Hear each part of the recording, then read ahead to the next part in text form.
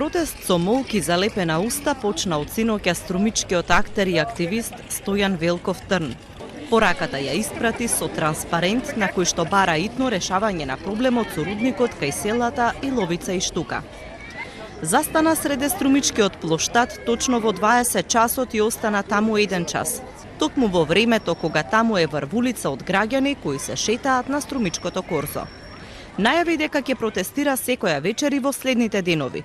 Уште синоќа, откако на Facebook профилот го најави протестот, како знак на револт кон институциите кои што не го решаваат проблемот. Му се придружија и млади активисти од Иловица и Штука со различни транспаренти. Велков е еден од активистите кои што го мобилизираат населението против отворање на рудник во Струмичката котлина последниве 4 години. Тој пред една недела за време на моторизираниот протест рече дека во рудникот има и политичка игра на поединци од различни политички структури.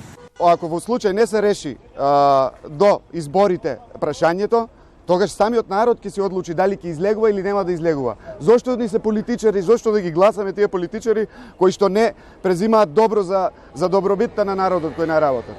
Концесионерот на рудникот кај Иловица, Euromax Resources, побара да не се спомнува рудникот за време на предизборието и да не му се дава политичка конотација.